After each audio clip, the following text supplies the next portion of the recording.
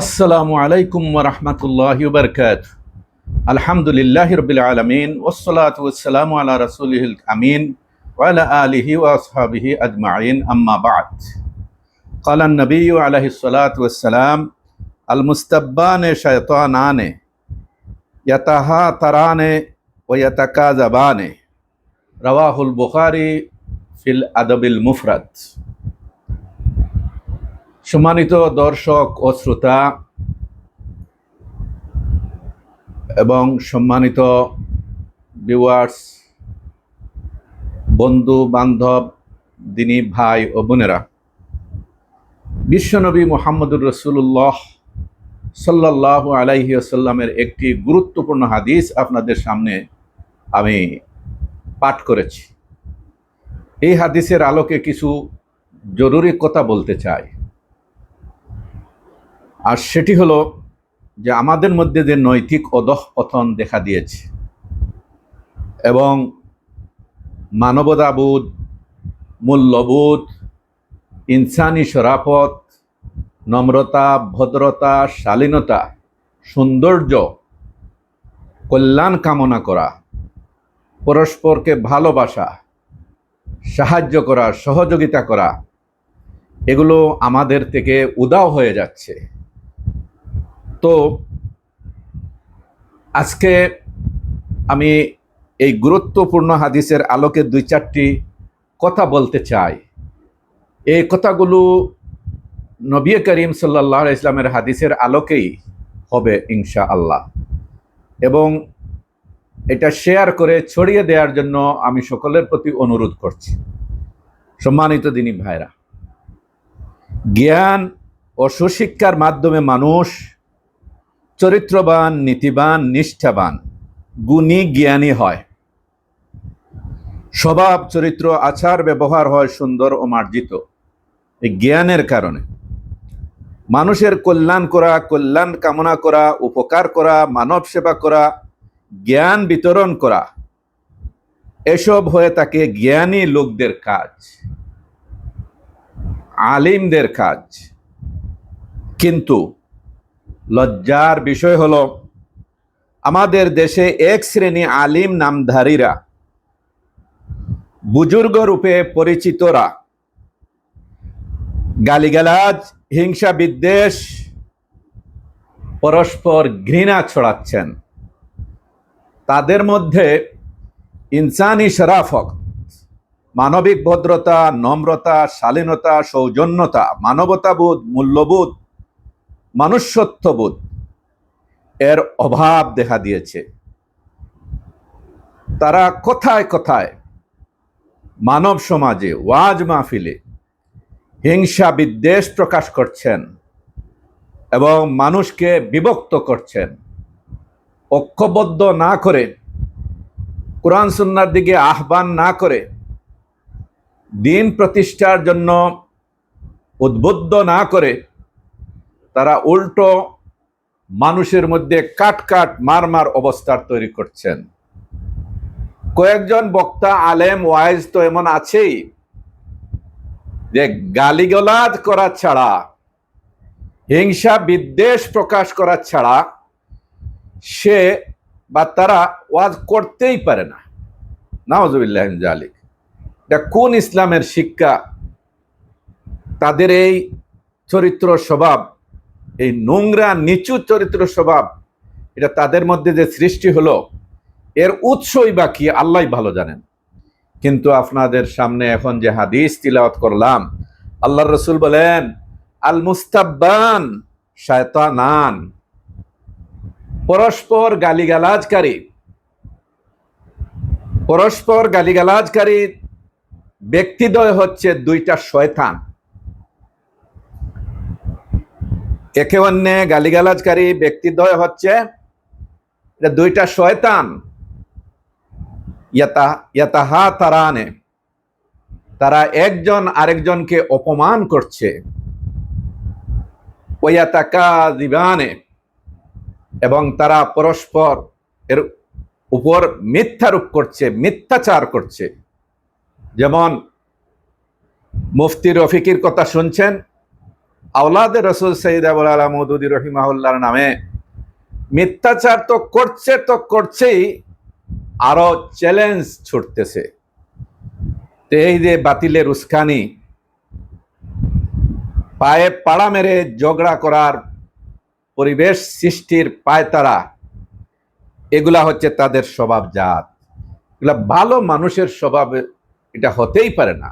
কোনো আলিমের দিন, কোনো সম্মানিত মুফতি, এর স্বভাব চরিত্রে এটা হতেই পারে না। কিন্তু কয়েকটা মুফতি পরিচিত লোক আছে, খালি হিংসা বিদ্বেষ কাদা চুরাচুরি ফতোয়াবাজি ছাড়া এগুলাই তাদের স্বভাবজাত, এগুলাই তাদের চরিত্র। এরা কখনোই বিশ্বনবী মুহাম্মদুর রাসূলুল্লাহ, মানবতার শিক্ষক, এর সকল অনুসারী নয়, ওয়ারিস নয়। রাসূল করিম সাল্লাল্লাহু আলাইহি সাল্লাম আরবের নৈতিক অধঃপতন সম্পর্কে বলেছেন যে এটা অনারব আজমিদের স্বভাব ওই তাদের অন্তরের মধ্যেও সৃষ্টি হয়ে যাবে।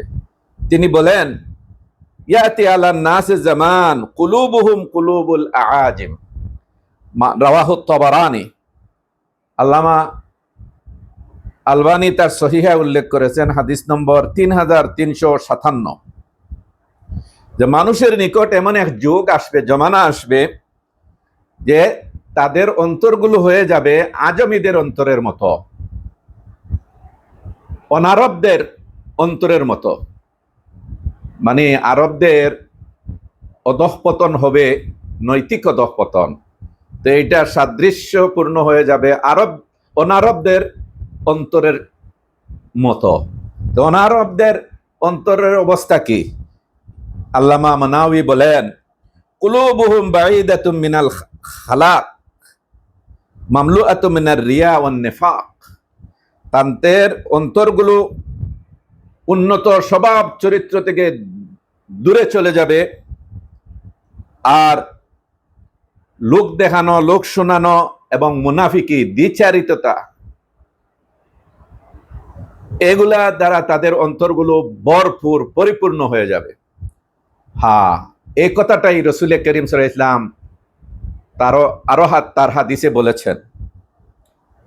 তিনি বলেছেন, যেটা উকবা ইবনে আমের এবং আব্দুল্লাহ ইবনে আমর ইবনুল আস, দুইজন সাহাবী থেকে বর্ণিত বিশুদ্ধ হাদিস। আল্লাহ রাসূল বলেন, ইন্না আকসারা মুনাফিকি উম্মতি লাকুররাউহা, রাওয়াহুল ইমাম আহমদ। আমার উম্মতের অধিকাংশ মুনাফিক হবে তাদের পাঠকেরা, তাদের পাঠ কারিগণ, মানে যারা লেখাপড়া করে, কোরআন হাদিস পড়ে, ইসলামী সাহিত্য পড়ে, কিন্তু এগুলা তাদের স্বভাব চরিত্রের মধ্যে থাকবে না, কোরআন সুন্নাহর আলোয় আলোকিত হবে না, বিপরীত চলবে, যেটা আমাদের দেশে আমরা দেখতে পাচ্ছি।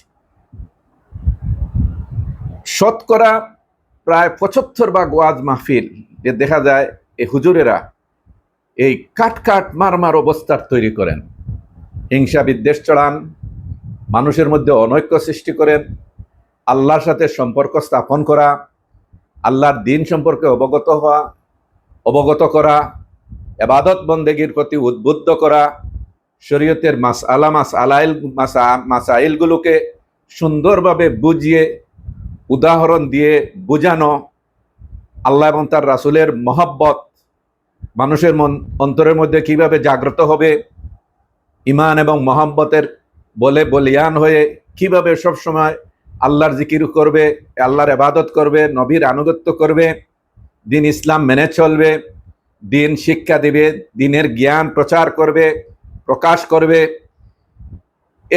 এই সব কাজকে প্রাধান্য না দিয়ে তারা আছে তাদের নিজস্ব মতবাদ নিয়ে ব্যস্ত। কুল্লু হিজবিন বিমা লাদাইহিম ফারিহুন। অবস্থা যেন এরকম যে প্রত্যেকটা দলই তাদের কাছে যা আছে তা নিয়েই তারা নিজেরা আনন্দে আত্মহারা, তারা তা নিয়েই আনন্দিত। নাউজুবিল্লাহ। অথচ ইলম, জ্ঞান, বিদ্যা, শিক্ষাগত যোগ্যতা, কুরআন সুন্নাহর জ্ঞান দ্বারা মানুষ নিজেরা সংশোধিত হয়, চরিত্রবান হয়, খাঁটি মুসলিম হয়, খাঁটি মুমিন হয়, আদর্শবান, নীতিবান, নিষ্ঠাবান মানুষ হয়। কিন্তু এই এক শ্রেণী আলিম নামধারীদেরকে পাওয়া যায় এর বিপরীত। ইমাম আহমদ যথার্থই বলেছেন, লাউলাল ইলমু কানান নাস কাল বাহাইম। ইলম, জ্ঞান যদি না থাকতো তাহলে মানুষ চতুষ্পদ জন্তু জানোয়ারের মতো হয়ে যেত। এলামুল মুওয়াক্কিঈনের মধ্যে আল্লামা ইবনুল কাইয়িম এই কথাটি উল্লেখ করেছেন, দ্বিতীয় খণ্ড 182 পৃষ্ঠা। আল্লাহর নবী নিষ্ঠাবান নীতিবান মুসলমানদের স্বভাব চরিত্র সম্পর্কে বলছেন, ইন্নাল মুমিনা লা ইউদরিকু বিহুসনি খুলুকিহি দারাজাতা কাইমিল লাইলি ওয়া সাইমিন নাহার। যে একজন ইমানদার ব্যক্তি, একজন বিশ্বাসী ব্যক্তি তার সুন্দর আচার ব্যবহারের মাধ্যমে রাত জেগে ইবাদতকারীর মর্যাদা, সারাদিন সিয়াম পালনকারী রোজা পালনকারীর মর্যাদা সে লাভ করে, অর্জন করে, মর্যাদা সে পেয়ে যায়। সুবহানাল্লাহ। আকমালুল মুমিনিনা ঈমানান আহসানুহুম খুলুকা। ইমানের বিচারে, ইমানের দিক থেকে সবচেয়ে পরিপূর্ণ ইমানদার মুমিন ব্যক্তি হচ্ছে সেই যার আচার ব্যবহার স্বভাব চরিত্র হচ্ছে সর্বাধিক সুন্দর, সর্বাধিক সুন্দর মার্জিত। সুবহানাল্লাহ। কিন্তু এইসব বক্তাদের মধ্যে পাওয়া যাচ্ছে না। আল্লাহ তাআলা আমাদেরকে হেদায়েত দান করুন, তাদেরকে হেদায়েত দান করুন, আমাদের দেশের দিনী ভাই বোনদেরকেও হেদায়েত দান করুন, এবং তারা যেন তাদের সুস্থ বিবেককে কাজে লাগিয়ে সত্যিকারের ওয়াইজ বক্তা যারা আছেন তাদের ওয়াজ নসিহত শোনার তৌফিক আমাদেরকেও দান করুন, তাদেরকেও দান করুন।